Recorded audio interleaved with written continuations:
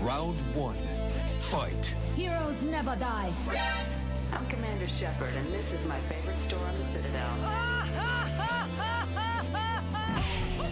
I used to be an adventurer like you. Then I took an arrow in the knee. Power, sex, power. They both come down to one thing.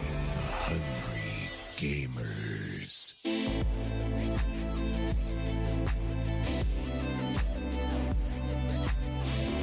Hello, and welcome, boys and girls, to the 122nd episode of the Hungry Gamers podcast. We're powered by 8bit.net and Audio Technica. I'm a not-so-humble host, Brendan White, who can be found everywhere at Brendan8bit. Joining me today, the legs and breasts to this tasty, delicious, crispy, greasy three-piece feed, Miss Ali Hart, who can be found at Miss Ali Hart, and Salim Abraham, who can be found at Salim TD. Welcome back, you pair of finger-licking good individuals. How yous doing? I don't know which one's worse, the breasts and legs or the tips of the spear or trident or whatever they used to call us. I don't know. It's out of control here on these Sunday mornings. But I don't know. I like it. I love fried chicken. Most of the world loves fried chicken. And you two are nice, delectable, delicious snacks. So get amongst it. Embrace it. Full of protein. Oh, I'm all right. I've already downed a coffee and I've got to be honest, I'm drinking a Red Bull right now. My goodness. Why? Red Bull at 9:36. Yeah, that's a lot of caffeine this early on a Sunday. Is it necessary? I've been awake since 5 a.m.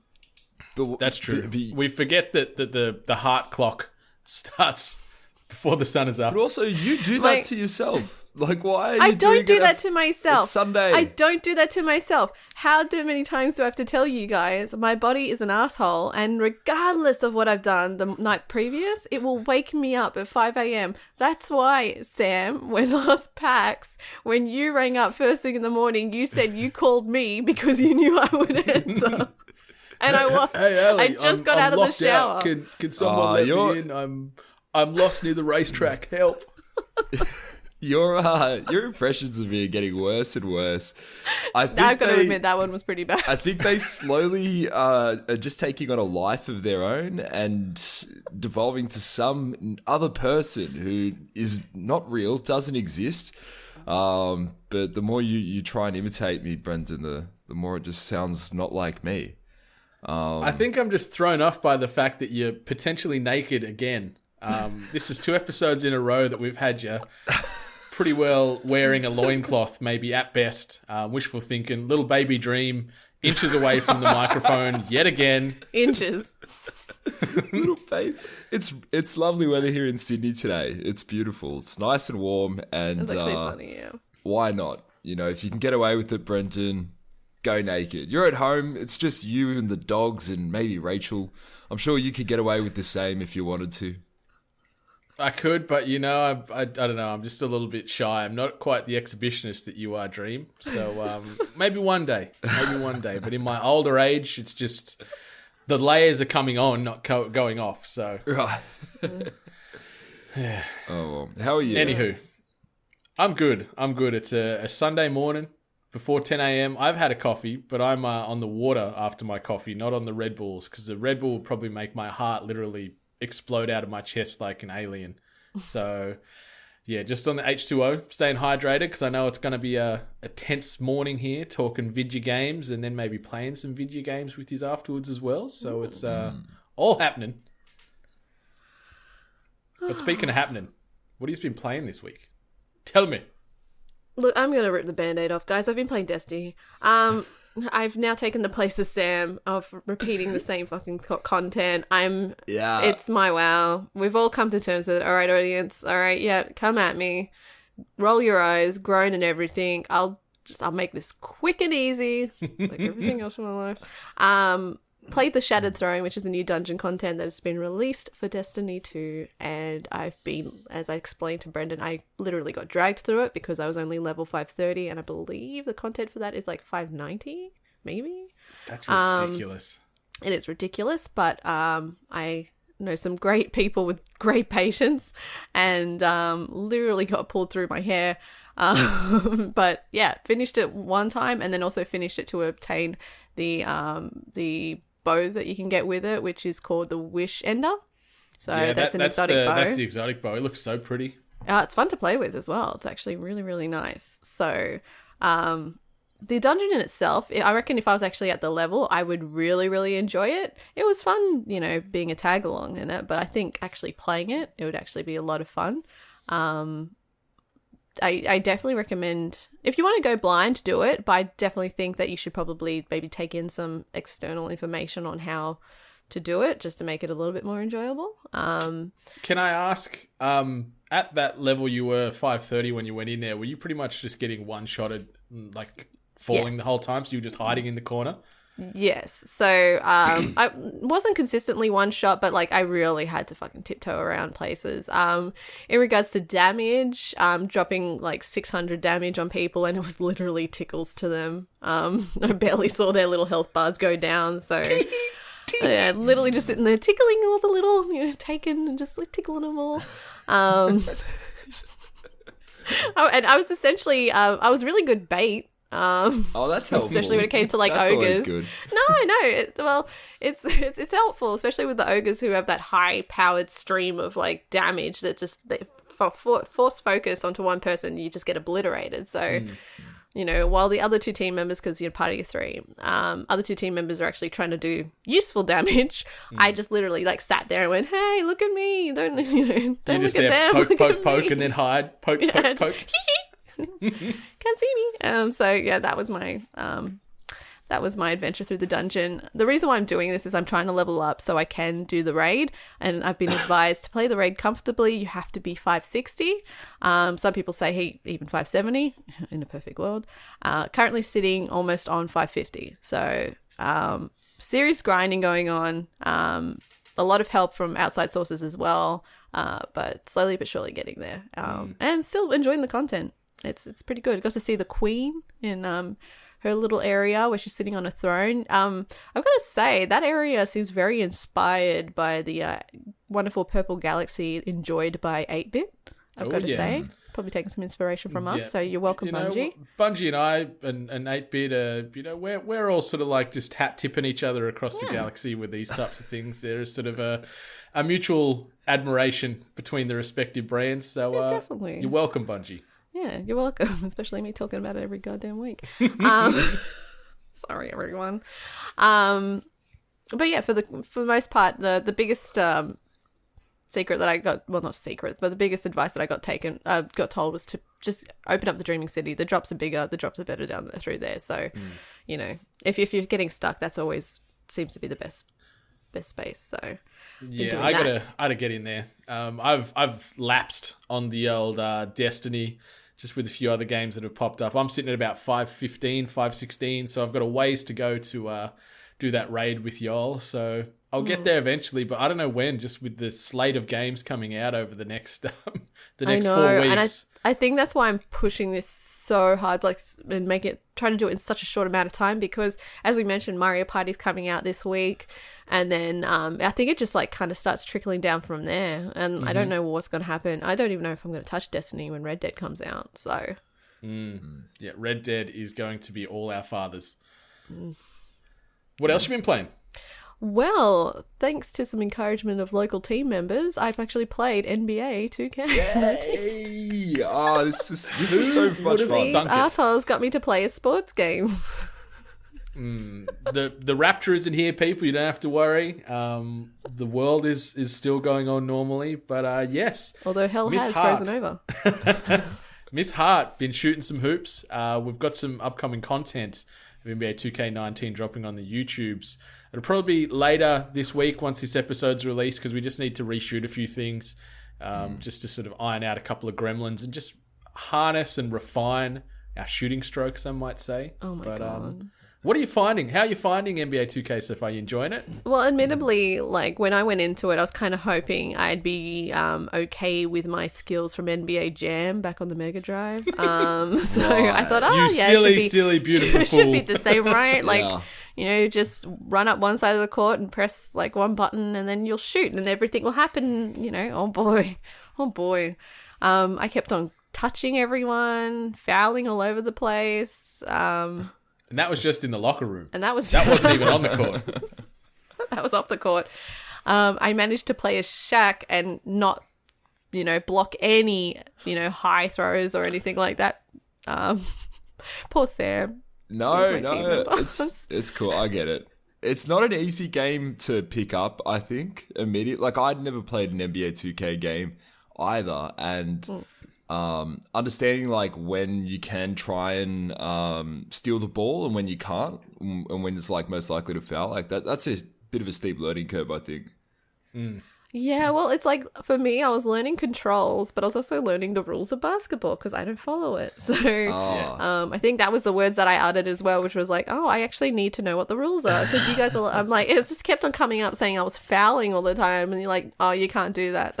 Oh, you can't be standing in there for too long. Oh, you can't actually be, I'm like, where's the guide on this? Like, this is not for noobs. If you go through the controls and take a look at the controller, like the setup for how to shoot and how to jump shot and how to do like an alley-oop and all that stuff, like the list of things you can do just goes on and on and on. It's kind of daunting, but I think most of it's just basically tied to square, to like just shooting by holding square or stealing by holding square. And there's a couple of different kinds of passes, like a bounce pass or an overhead. I believe the words you uttered to me as a teammate was, Ali, hold off the square a bit, like just lay off the square a little bit. Just because I was going for it. It was the only button I knew that actually did something. Yeah. Learning curve. I don't know. Maybe I should watch a bit more of the basketballs on TV. Maybe learn the rules or something like that. Or I'll just keep on watching Space Jam. That has enough, basketball rules in it, right? 100%. And Lola, she's worth a watch. That is still the thing that baffles me to this day, is the like unforgiving admission that most guys say that they're like keen on Lola Bunny. I don't think girls have a Looney Tune that we gravitate to. Not yet. You don't love the Tasmanian Devil? Well, a guy that spits and has his tongue out that much, you think a girl would actually be interested in, but oh my goodness, that is magical stuff. Dream, I see you've been playing some games this week too, a few old faithfuls, and tell us. Yeah, so I might start with NBA 2K as well. So we've been playing NBA 2K. I've been playing it for the last couple of weeks. It is a lot of fun. The My Career mode, I've just finished it, Prelude, and it's centered around your character nicknamed AI, who doesn't get drafted into the NBA and he has to go to China to just play in like a lower sort of league there. And through a series of opportunities, and also as AI proves himself more and more, you'll eventually find your way into the NBA.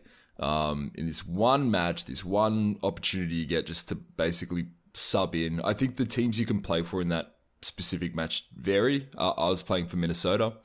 But it's really good. Like, it's a really, for a kind of simple story of like a guy just getting drafted or just finding his way into the NBA.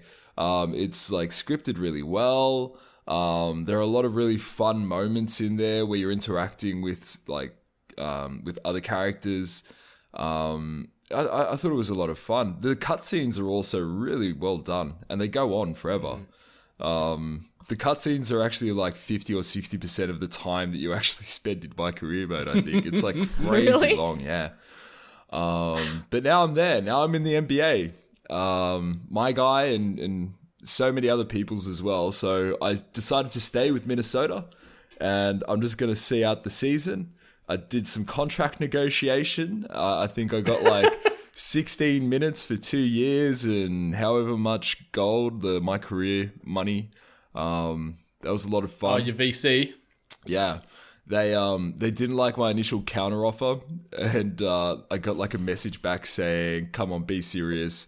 I'll give you one last chance to make a counter offer." And I like freaked out straight away. I thought they were going to pull my contract off the table. I'm not going back to China. Yeah.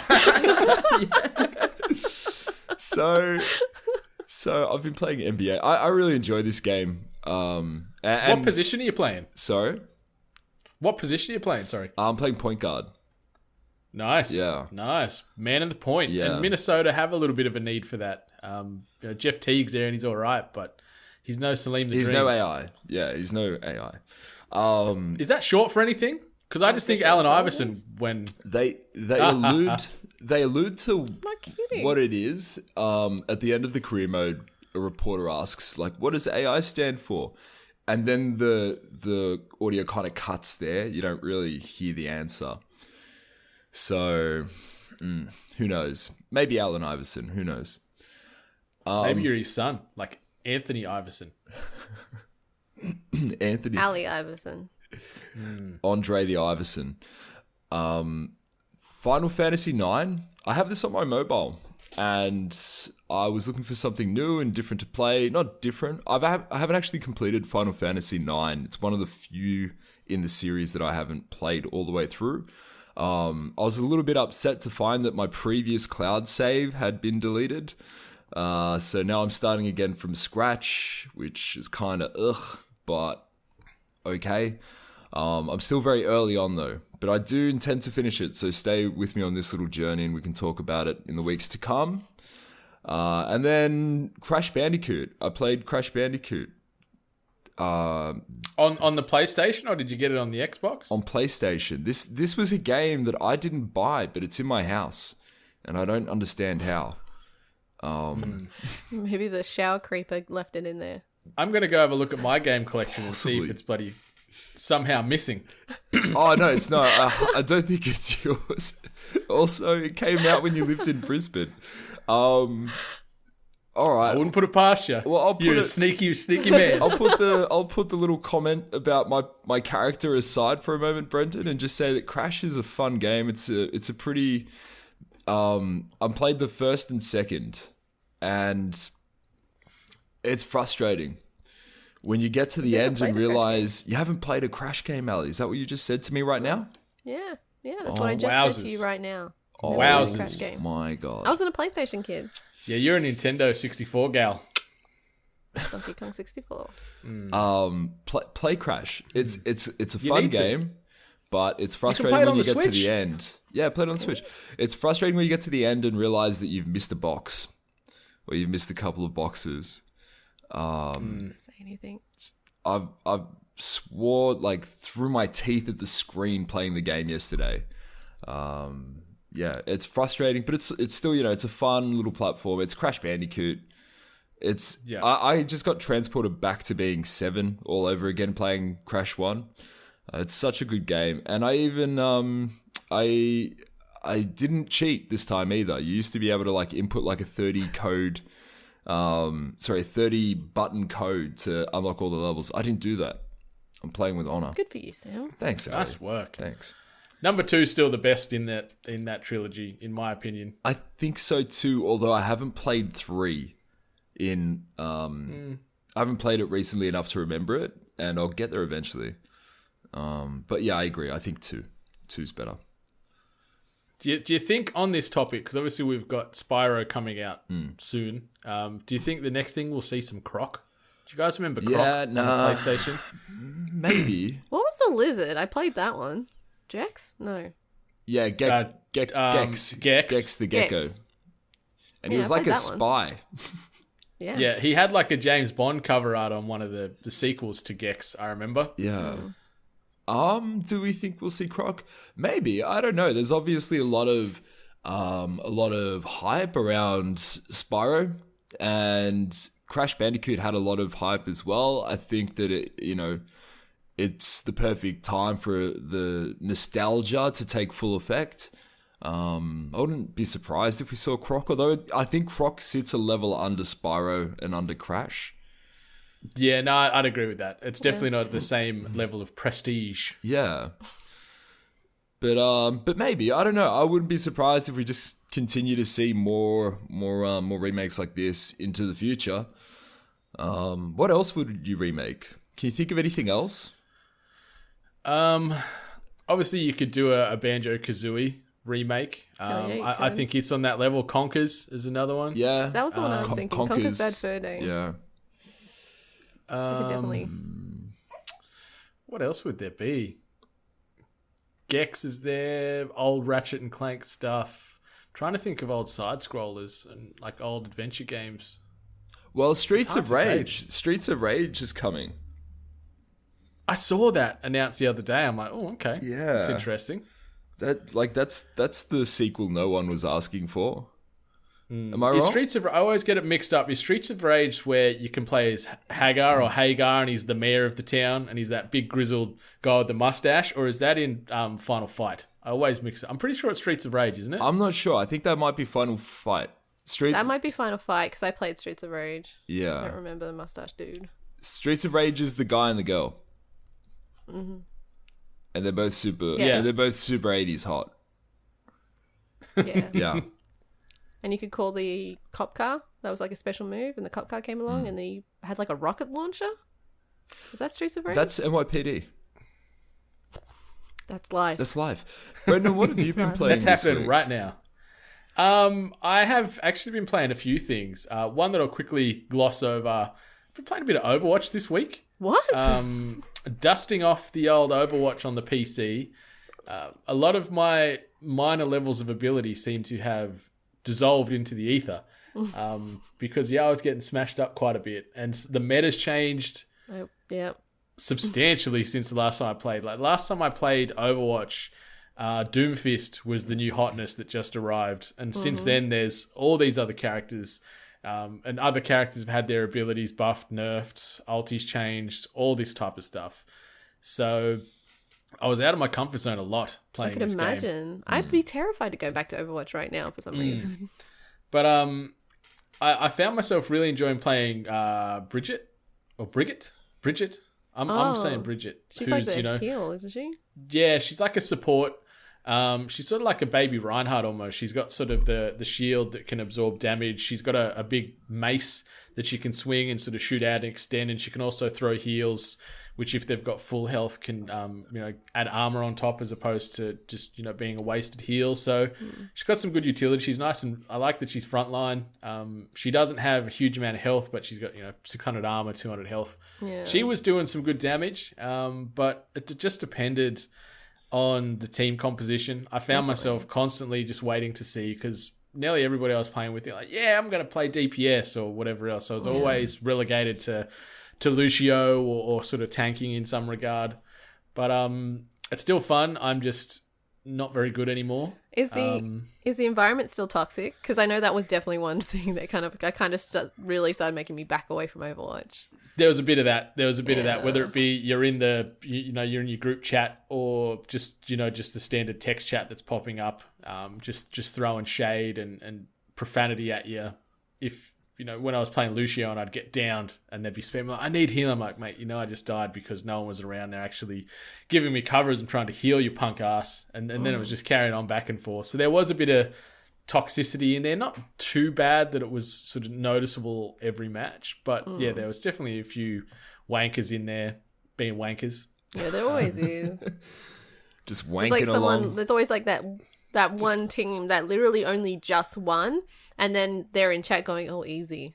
Are you fucking serious? You won by a pubic hair.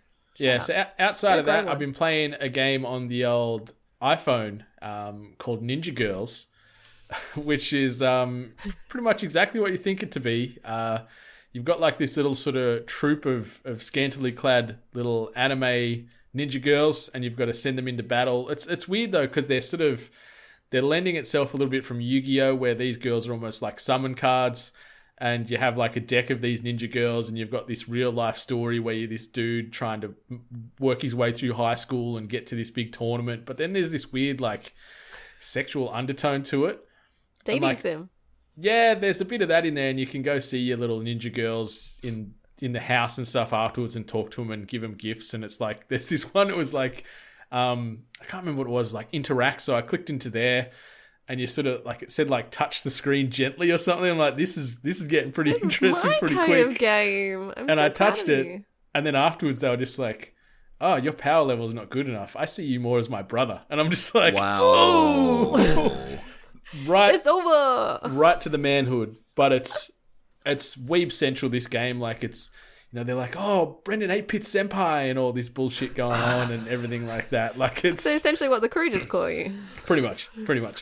But The combat's actually not bad. Like, it's sort of, you go into the campaign and the little challenge modes, and you've got your little team comp. You can have up to 5 of the girls going out doing battle, and usually fight like 3 waves of enemies that get harder. And you've got, you know, your frontline tanks, your healers, your damage dealers, your range. So there's a little bit of depth behind the smut and the weird sort of Japanese creepiness that they throw through this game. But it's just a little snap game. I've just been playing it here and there.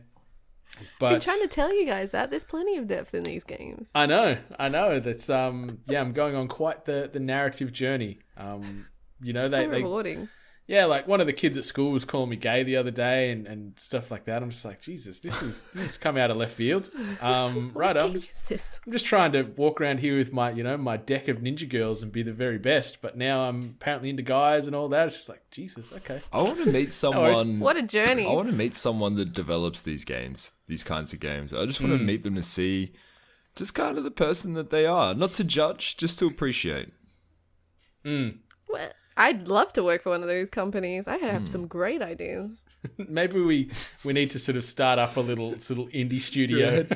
Ali's head writer. Let's do it. She's writing all the scenarios. Right, I am. Yeah. We'll just call, like, we'll be straight up with it. We'll call, like, the development company, like, the Smut Peddlers or something like that. That can be Sold. Done. our dev studio. Smut peddlers signed up. Weed crack. Yeah. But outside of that, I still can't say a ton, but I've been playing a fair chunk of Assassin's Creed Odyssey, which I'm a big Assassin's Creed fan, and I really, really, really, really, really enjoyed Origins that came out last year, set in Egypt. So this one moves the location to ancient Greece, and you can choose to play as one of 2 characters. You can either be Alexios or Cassandra. So you've got 2 options to play as either male or female, and they are descendants of Leonidas, as you know, the Spartan boss, the front kick man from 300, if you remember, which is pretty cool. I like that they sort of weave that in. I actually played as Cassandra, or I'm playing as Cassandra in this at the moment, because I thought it's the first time they've had really in one of the main core Assassin's Creed games a female assassin that you can play as. So I'm playing with her. It ties directly onto the back of Origins. So you know how they always weave in the previous person, then you've got the present day descendant. So you've still got Layla Hassan, I think is the name, if I remember right, and you're sort of doing stuff present day, trying to avoid the Templars and all that drama that you know from Assassin's Creed oh so well. But I like that there's less emphasis on that, because those areas and aspects of the games typically, it sort of almost takes you out of the Assassin's Creed moment, and it can be a bit clunky, and the stealth elements and just the walking around and hacking a computer, it's sort of a bit disjointed. But I think this acts more so just to frame the game, which I really liked. The world itself, ancient Greece is huge, little islands everywhere. You can sort of get around on horse, by boat, still on foot if you want.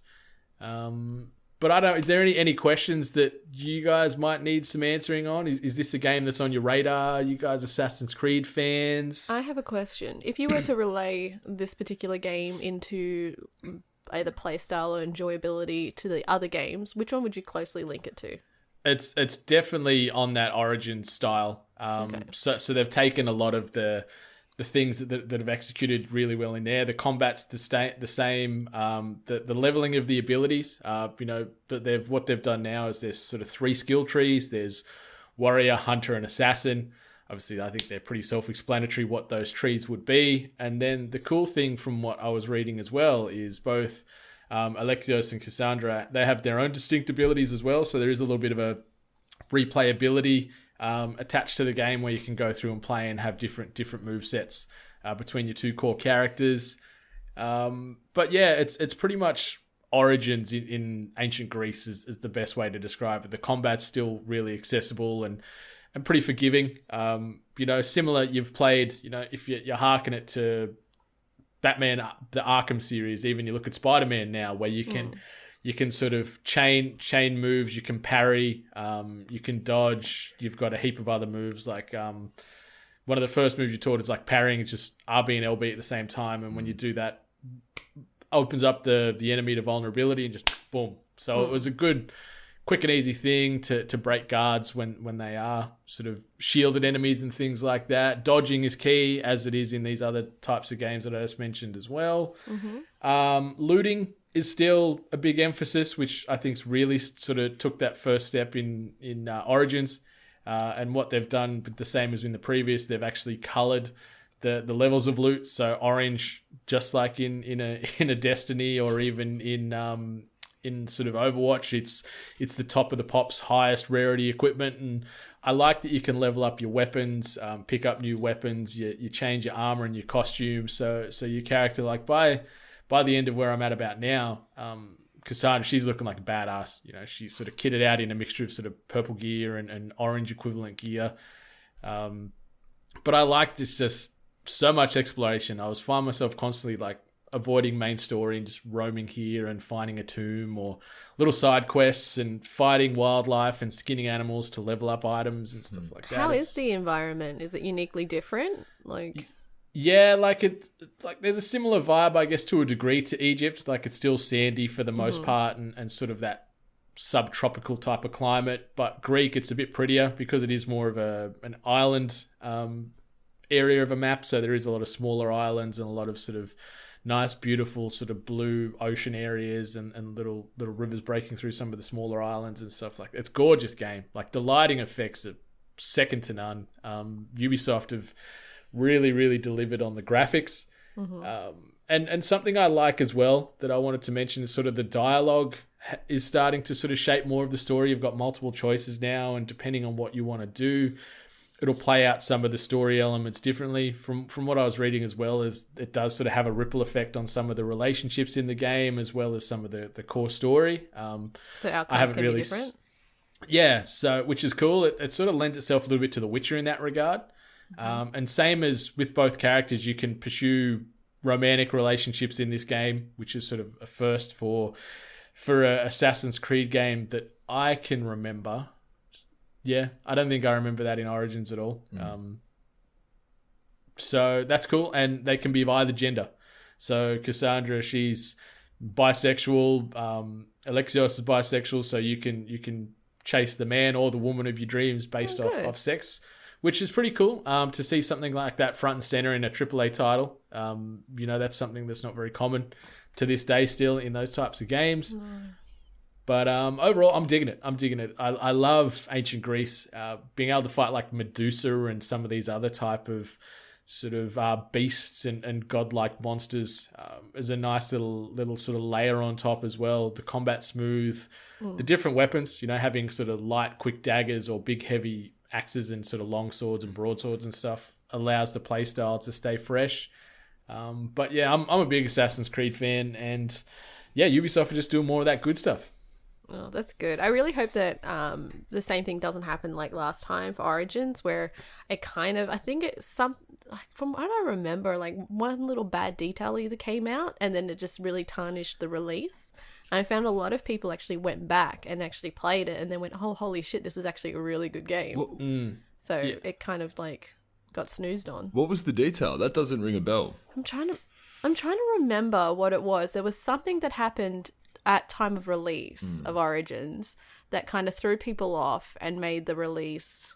I think it was a racial issue, if I can remember right, but I could be way off on that, so I don't want to sort of rest my hat on that. But I do remember there was some controversy. But yeah, I can't remember what that was. Can't remember what it was. But all I remember is that it did tarnish the release of Origins, so a lot of people didn't play it. And then, like I said, a lot of people went back and played it and went, oh, that's, unfortunate. It's actually a really, really good game. So, but yeah, if you like ancient Greece, you want to be a descendant of a Spartan with that sort of free roam, free running parkour Assassin's Creed vibe, get amongst it because it's really good and it's coming out. I think it's coming out on the 5th as well, same as Mario Party on the Switch. So we've got two sort of pretty big titles dropping this coming week. But yeah, I'm excited to talk more about it next episode when hopefully I've finished it or maybe I'm close to finishing it. I'm about probably 10, 11 hours in at the moment. But yeah, it's hella fun. And I love the sandbox that they've got that you can just do whatever the hell you want. Cool. have to look at that. They don't appeal to me at all. But I did like everyone liked Black Flag. I liked Black Flag.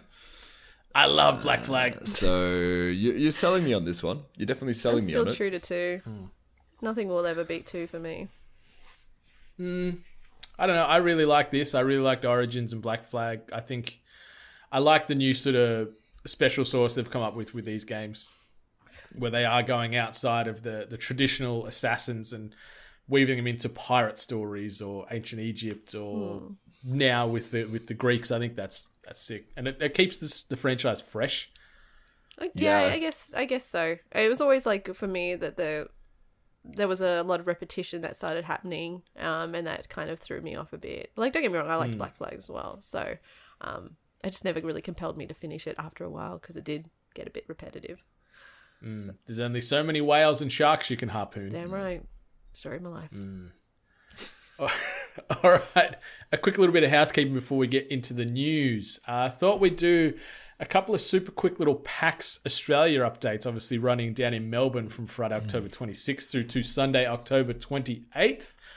We'll be working with Audio Technica, sort of working on their booth, doing some recording there. We've also got a heap of our other friends and family from the AGPN recording segments and podcasts and everything else in between at said booth. For the first time as well, you'll be able to buy AT booth at a discounted price. AT equipment at the booth, at a discounted price on the show floor as well. So after trying out headphones, microphones and stuff, walking up to the little sort of counterfront there and buy some sweet AT gear. Hand me your cash. Don't do that. Pay me. Don't. I'll get you'll still walk away with headphones. Just trust me. It'll be okay. Wink wink. Yeah, it'll be Bose with a Z. Listed on the side. Outside of that, we're going to be taking part in the AGPN gaming tournament again, which shall be running on Friday night. Outside of that, details are pretty scarce, but we will have some information on that soon. So if you want to come along and check that out and have a bit of a banter, Friday evening, somewhere around Melbourne CBD, we'll be playing all the Vidya games. Yeah, Kingpin. Will one of you guys be taking out that title? Kingpin? I think it's a Kingpin. I won't be. I'm no good at these games. I'll just probably try and sabotage people. I'll try and sabotage Ali. Don't worry, I'll be doing that to myself. She's got to take it out for the team. Someone has to. I did so poorly there last year. Yeah. I think I gave up. But that's going to be a lot of fun. I can't wait. It's Michael from Reset and Tegan from Reset are the ones putting that together. It was a lot of fun last year. And Kingpin's a really great little place. There's tons of arcade games there to muck around with. So should be good. Yeah. It's going to be great. And also we're going to be taking part in a few panels over the PAX weekend as well.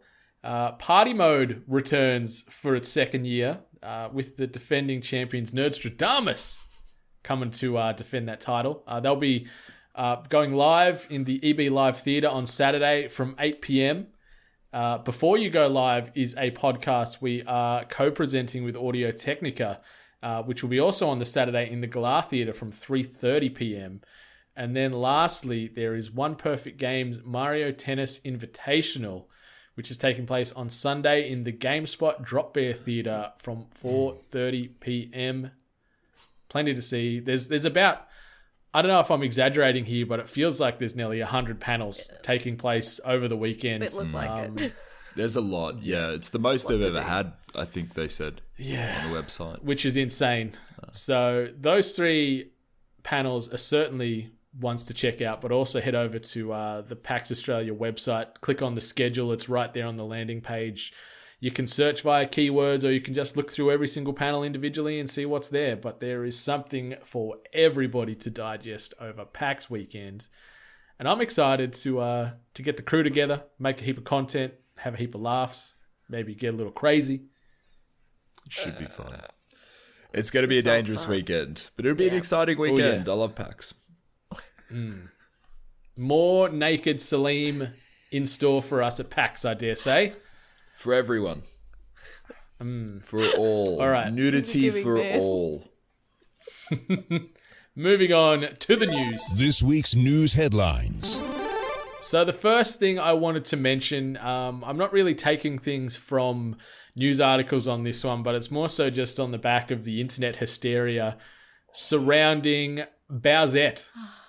I don't know if for people that have or haven't been following what is going on, but there has been some internet hullabaloo going on where they're merging Bowser using the Super Crown, and which is available in Super Mario Deluxe, Super Mario U Deluxe, sorry, and transforming into a Peach version of Bowser. Hence Bowsette. We've seen a whole heap of images, memes, GIFs, porn, you name it. It is already out there already. Bowsette is running wild. But some sort of news that has rippled through on that. There is already an event taking place in Japan next month where they're gathering to have fan art and cosplay on display called Crown Plan Bowsette Only Event. I'm not even going to try and attempt what it is in Japanese. So that is going on October 27th in Tokyo. And then also there is a change.org page going on trying to confirm that Bowsette is real. What do you think? Have you caught on to the old Bowsette hysteria? Tell me the things. You know I have. You know I have been all about this and I'm loving it. It is so good. The designs that everyone have come up with are fantastic. This is like the first time I've actually really enjoyed the idea of Peach. I actually hate Princess Peach. She's one of my most hated characters. It's all about Rosalina. Yeah. I'm more of a Daisy, I guess, if I had to pick one of the girls. Wario all the way. But I also appreciate now that Bowsette has already turned into just other characters. Like, I think shortly after that, I don't know how they pronounce it, Bowette? It's Boo wearing the crown. So it's this lovely ghostly figure. And then they've done Chompette. So oh, no, old Chain Chomp. Yeah, and I've already seen Goomba. And there was another one as well that someone did. And I'm just like, I'm loving this. Right, anytime someone takes something completely innocent and just makes it absolutely crude, I appreciate. This is fantastic. This is a good time to be alive. Can I ask a really dumb question? Because I'm not as in on this one as I think you are, Ali. The crown seems to be the key piece here. What is the crown and why does it change? This could be a controversial line. I'll be careful how I word this. Why does it seem to change your gender and turn you into a foxy female version of whatever the character is? So as Brendan mentioned, this item's actually going to be in a new game, and what everyone actually witnessed was it Toad used it and then turned into Toadette. Yes, so that happened. And that was just that component. That was it. That's all they did. That's say, hey, internet, look at this. And internet went, ooh. And, someone went, hey, what if? And then everyone else went, oh, yeah, but what if? Yeah, so there was this artist going by the name of AYKK92 or Ake92, I don't know. And he or she put together a little comic strip with Mario and Bowser finding the Super Crown. Bowser chucks the Super Crown on, becomes Bowsette, and Mario and Bowsette fall in love. Because obviously, Princess Peach is always sort of pushing Mario's advancements away. She's not really interested in Mario too much. He's a rapey little dude. They find their own love. Mario is a rapey little dude. I stand by that. Okay. So it comes from two broken-hearted individuals going, you know what? We can't have the princess, so we're going to have each other. Bowsette is created. But now there's also some rumors that Nintendo may have come up with Bowsette first, because there's an art book for Super Mario Odyssey that's circulating where there is some sketches of Bowser using Cappy, the magical cap that Mario uses in Mario Odyssey. And he puts that on and becomes some form of Bowsette in that. So that could be the OG Bowsette instead of this AYKK92 coming up with it. So well, there was also, I don't know, I think it was like a Tumblr page or something. Like someone showed that someone posted a picture or concept art of that looks like, Bowsette. And that was done in like 2016, I think someone said it was timeline. So the idea has always been there. It's essentially just a kinky Peach, really. with, you know, a bit of horn action and, you know, wearing a few collars here and there. So, I mean, you could ask anyone and be like, hey, Peach or Bowsette? I think. I think there's a very big Bowsette movement going on in that regard. I think there's a lot of people that want to get behind it, if you know what I'm saying. They want to get in front. But I don't know. It's been really funny on the internet lately. We've had Toad referred to as a penis, and now we've got this kind of action going on. Nintendo's out there trying to do things and, you know, keep it family friendly, and everyone's just like, fuck what you want. I'm waiting for a Stormy Daniels Bowsette crossover. She gets back in the board game, plays Bowsette, gets done by Toad. That could work. I'm looking at Toadette right now. Toadette is scary to me. I don't like it. Why? That's not scary one. Doesn't she have little pigtails? Yeah, just the Toadette I'm thinking of. It's weird considering Toad as any as a female Toad. It's a weird thing. It doesn't sit right with me for some reason. That's the one that doesn't sit right with you.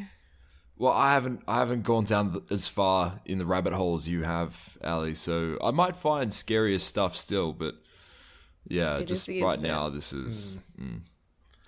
Yeah, turn that safe filter off on Google and refresh that search, and you'll see some things. Always off. Okay.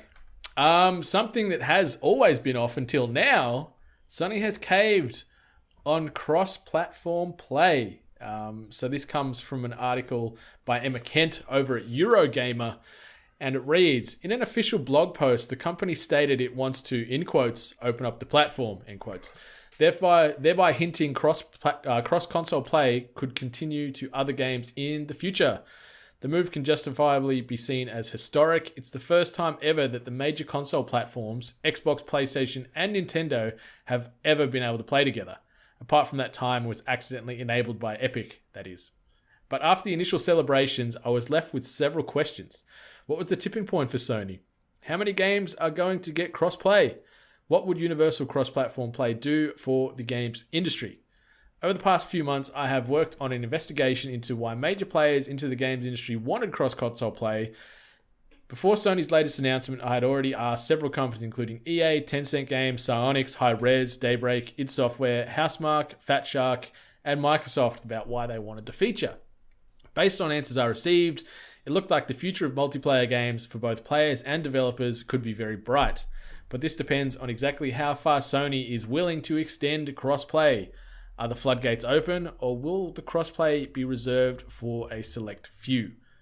So outside of this article, this expands on the massive news that came this week where Sony confirmed that they are doing sort of early cross-platform, could say beta testing with Fortnite only, allowing crossplay between Xbox, Microsoft Xbox, Sony PlayStation, as well as Nintendo, after such a hard stance of them being very, very against cross-platform play. What do you guys think of this?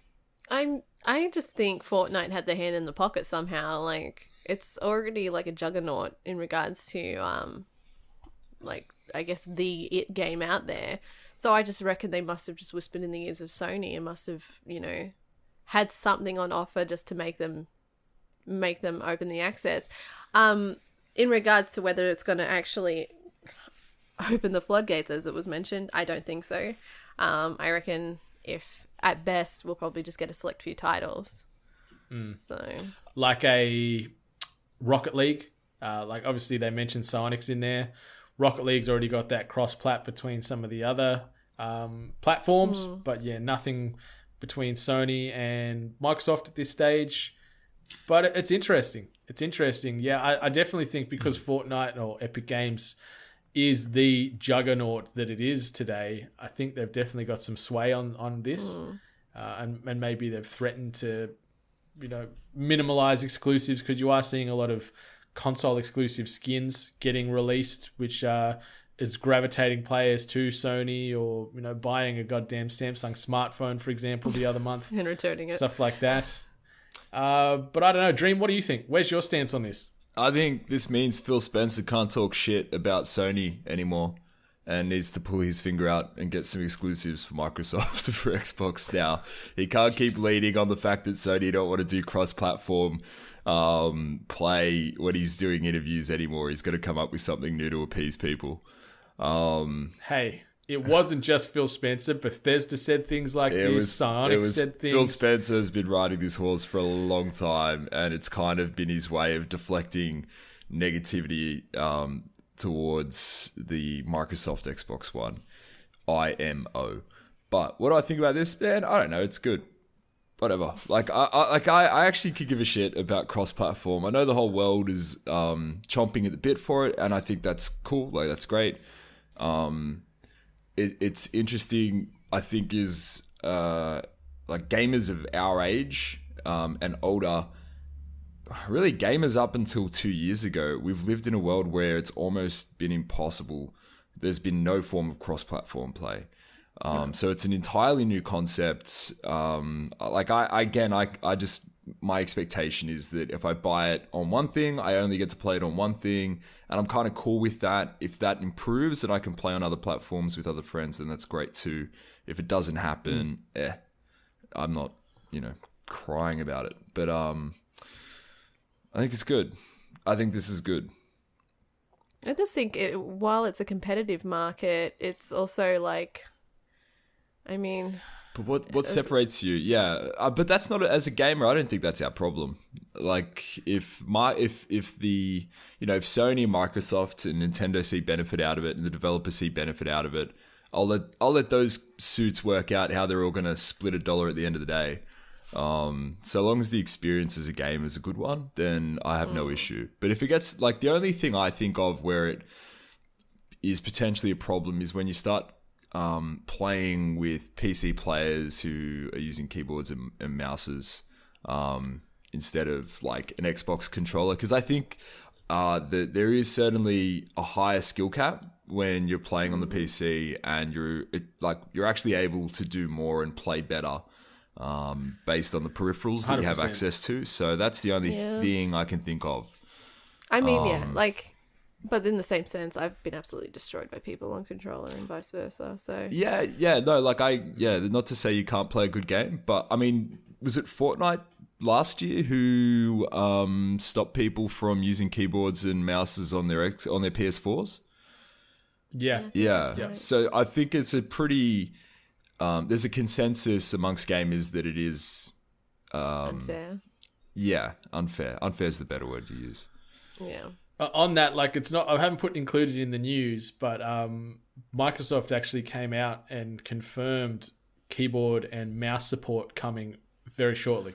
So maybe they are looking to try and bridge that gap where there is that slight advantage, because the motion from flicking a mouse is a lot quicker than sort of tilting towards a stick. Yeah, plus you've got on a controller. You can bind other keys on your keyboard. You the same as like the mouse you choose. You could have something like a Razer Naga or something with like 9 buttons on it. I probably butchered that. It's probably not the Razer Naga that's got the 9, whatever. But you get the point. It's got some extra buttons on it either way. Yeah, mine does. Anyway, so interesting. I'd be curious to see how this landscape evolves over the coming months. If they do open it up to, you look next month, Call of Duty Black Ops 4 coming out. That could be a prime opportunity there, but I don't think Sony are going to open the floodgates with that. I think this is just sort of a dipping of the toe to appease the fans and say, hey, we're working on it. Nothing might ever come of this outside of this Fortnite cross-plat, but we're listening to you. And I think that's probably the best message from it. The best example is what you faced last week with Red Dead Redemption on which console you were going to play it on. And it was essentially, it's like, I've got to pick, I guess, the one that either all my friends are on or, the best experience, and the one loses out. And I think based on technology-wise, Sony has the higher up, so maybe that's why they don't want to play. That one is tough because the One X is more powerful than the Pro.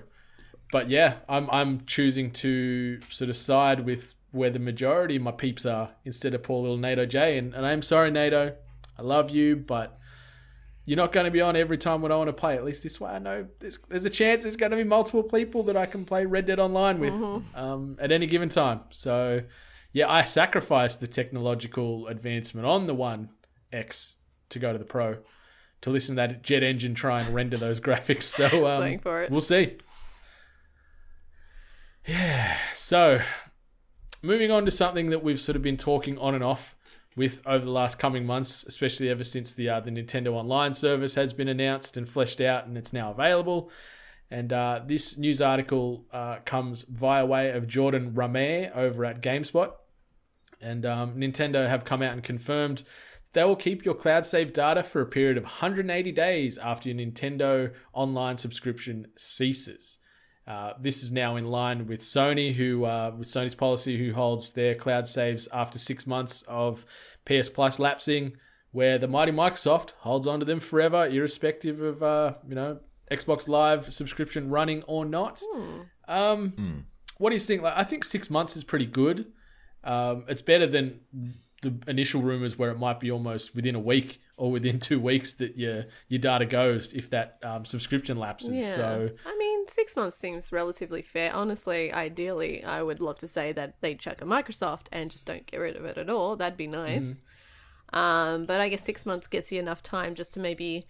What would happen if you just signed up for another month, refreshed it for another 6 months just to hold? Say... I think that might work. Yeah, just maybe it's some people with can't afford to always just keep the subscription going consistently. So if they can just tap in every 6 months just to maintain all the, content that they've got, because cloud saves. So that's just saves. It's not just library content, is it? That's saves. Yeah, okay. So I'm assuming the library content will be there. Obviously all the NES games that'll be rolling. If your subscription lapses, they will go, but then you reignite that. I'm assuming you'll get the entire back catalogue up until present day, but I don't know. Don't know. I don't know. I would have just preferred them just to keep it forever. If Microsoft can do it, then why can't the rest of them? And a save file is a couple of meg. It's not a massive giant piece of data, but I guess when you are scaling several million people with cloud saves playing maybe anywhere from 5 to 20 games each, the data does add up. Yeah. So they would need a pretty hefty sort of data bank in a data center somewhere to hold all this. So I understand why they don't hold these things forever, but six months is all right. I think that's good. I guess it's fair. Nice work, Nintendo. But even nicer work, Microsoft. Infinite saves. My boys. Boy. All right. Moving on to the next one. Fallout 76 beta dates revealed, and this comes via way of IGN News. Bethesda announced Thursday the release dates of Fallout 76 beta ahead of the full game launch on November 14th. The beta will first arrive on Xbox One on Tuesday, October 23rd, and 1 week after for PlayStation 4 and PC on Tuesday, October 30.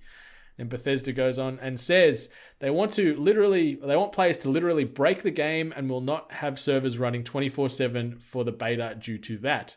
Instead, the servers will be up during specific time frames so they can get as many players online as possible, all at the same time to fully test their systems. Okay. So that makes sense, but depending on if this is just going to be one specific time zone per day, it will obviously impact certain regions of the globe negatively and positively. So I don't know. I'm sure they'll understand it. Yeah, I'm sure they'll do what most majority betas when they do that, because I think Splatoon did that, where they have timelines and they try to link them up, so each country can kind of get a good amount of playtime and whatever time slot,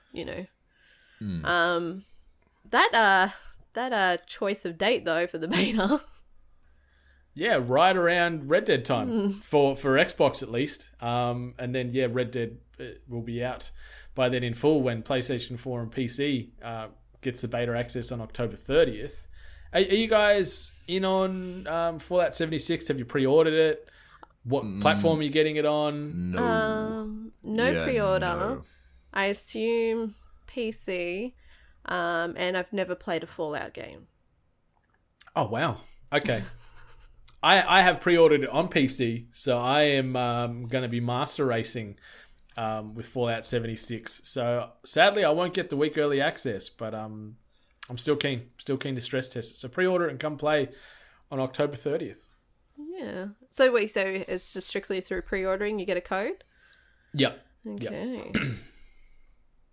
Dream, you gonna get it? You playing? No, I don't like the Fallout universe as much as I think a lot of players do. Like, some people love Fallout. I've played Fallout 3, Fallout New Vegas, and Fallout 4.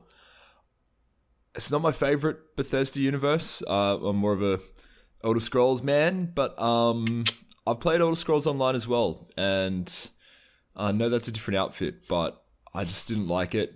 I didn't like the experience of playing online. I don't think that the game that I fell in love with, that Oblivion and Skyrim, like, that world just doesn't translate well into an MMO, and I don't know that Fallout 76 is going to do that either. Yeah, I just don't trust it, to be honest. But by all means, if you want to get the beta, or if you want to, get the game and play the beta, go for it. Let me know what you think. I would be very interested to see what the first couple of weeks look like for Fallout 76. Yeah, it's going to be interesting because, this is the first transition to an online Fallout world. Yeah, as you mentioned, ESO does it already, and that's more of an MMO, tried and true MMO. I'm assuming they're probably going to lend some elements in Fallout 76 from ESO as well, but I don't know. I'm keen. I'm with you. I'm more of a Elder Scrolls sort of Skyrim fantasy universe fan as opposed to the post-apocalyptic United States, but I'm keen to also roam the post-apocalyptic United States with 3 of my buds and kill some super mutants and do all that crazy Fallout shenanigans. I just want to build a base. That's all I think I want to do. I'm so excited to build a base. You have no idea. I'll just have my little glorified concentration camp is coming again. Oh, that's right. I remember that story. Which I don't believe it is. Like, I'm just sort of wearing what it's been typecast of by yourselves in our discussions on the pod. They were happy. Everyone had nice big houses and it was furnished and food and drink was plentiful and there was plenty to do. I was a kind landlord, a kind mayor. And that kindness will follow through to Fallout 76. Wait, we don't actually have to have other people living in our base, do we? I'm assuming you're going to be able to bring in random NPCs to join your outfit again. But I don't know. I haven't sort of looked too far down that path. I live in solidarity. And the last bit of news, Nintendo wins lawsuit against company running unofficial real-life Mario Karting events. And this comes by way of Matt Wales at Eurogamer. And the article reads, early in 2017, Nintendo announced that it was suing a Japanese company that had begun hosting real-life Mario Kart races around Tokyo, complete with fake mustaches and very familiar costumes, for intellectual property infringement. The court has now ruled in Nintendo's favor. The company on the receiving end of Nintendo's full legal force was MariCar, which organized costumed kart experiences featuring the like of, in brackets, somewhat ragged-looking Mario, Luigi, Yoshi, and Peach. And then there's a bit of a quote from the MariCar website that says, "Extremely exciting and a must-have experience when you visit Tokyo, Japan. Just imagine yourself on a custom-made go-kart specifically tailored to realize the real-life superhero go-karting experience."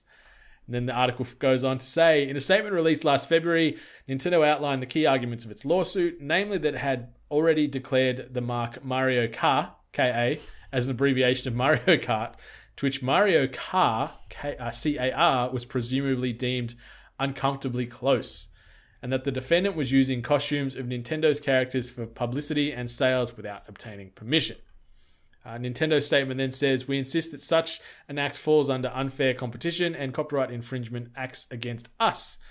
And then finally, as reported by Wall Street Journal tech reporter Takahashi Mochizuki, the Tokyo District Court has ordered Mario Mobility Dev, as Mario Kart is now known, to pay Nintendo 10 million yen, around £67,000, which is probably around 10 million Australian dollars with the way our dollar's floating at the moment, in compensation and cease its use of Nintendo-related outfits. So Mario Kart is done. They're paying, let's say, 140,000 Australian in fines. They are no longer allowed to do real-life Mario Kart go-kart experiences around Tokyo. I've seen some of the photos and the videos, and they are literally even like they're Mario suits, but they're not even changing, the M on the hat to maybe another letter. Like it is copy-paste Mario cosplays or Yoshi or Peach or whoever it might be. Like it is straight copyright infringement. It would have been hella fun. It sounds kind of dangerous. That's the one thing I've always thought every time I see videos of this and everyone like tags me in it and they're like, oh, you should do this. It looks like amazing. And I'm like, they are driving karts, which I've driven once and wasn't great at it, on the main roads, like with cars around you. Like, no, this doesn't look good at all. Like, it's terrifying to me. And no helmets. No. So because you don't want to sort of ruffle up the Mario or Luigi hat or the Peach hair. Exactly right. So, I never actually witnessed the full gear. I never saw people wearing like the full kit. So I can totally understand that, because if you're straight up just like identifying each character with essentially what looks like licensed, costume, then this is stupid. I don't blame them. If they did it in China, they'd probably be fine, because ain't no one give no shits about copyright infringement over there. But yeah, Japan is a little bit more of a serious location. Well, yes, home of Nintendo, right? So yeah, it's probably in the car park. It's probably out the front of Nintendo HQ in the car park, and they're just riding around giving the middle finger to Nintendo as they squirt around. Doing doughies at the front. I like Mario has been the most vocal and prominent at the moment in a lot of this all like lawsuits and taking down unofficial content. Nintendo, you mean? Yeah. You said Mario. Did I? Yeah, he is. Mario as far as himself I'm aware, Mario is the and president of he's knocking on Nintendo, everyone's right? door asking for money. He's the shadow CEO. Right. No, it's my assumption is that Mario's the president of Nintendo, right? Yeah, it's an Italian family business. Yeah, it's a mob. It's a fucking mob. Sorry, Nintendo has been doing this sort of stuff. President Mario. And his right-hand CSO, Luigi Mario. Luigi. How's the sales figures looking this week, Luigi Mario? Wahoo! So what is Wario and Waluigi like the competitive thing? The family mob boss. Maybe they're the ones that are running Mario Kart. Yeah, that would be it. Yeah. I love how they changed the Mario Kart. Yeah. Yeah, it went from MARIKA to MARICAR. MariCar. It's a shame. Like, I understand exactly why Nintendo are doing it. Because, they are using their IP without any formal approval in any way whatsoever. And no doubt they probably generate an absolute bucket load of cash out of this. Oh, they would. For sure. It's shared all the time. So It's always on my socials. I always see it pop up somewhere. Yeah. Probably good riddance. So yeah.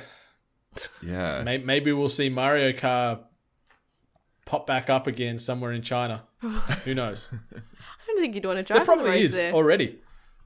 Yeah. Anywhere. To me, it's been unsafe, but this is just me sounding old anyway. It's unsafe. Get them off the roads. Yeah, like no helmets from all the footage and images I've seen. Like they're squirting around in full-fledged go-karts with no real protective equipment whatsoever apart from a Mario hat and a mustache. Yeah. And I mean, let's say there probably has been already, but like if there's actually a serious accident involved where someone, gets hit or gets, run over or whatever, like if it ever got addressed, it would get addressed as, a Mario Kart themed. We all know that not even the star could save poor Takahiro Yoshi. Yeah.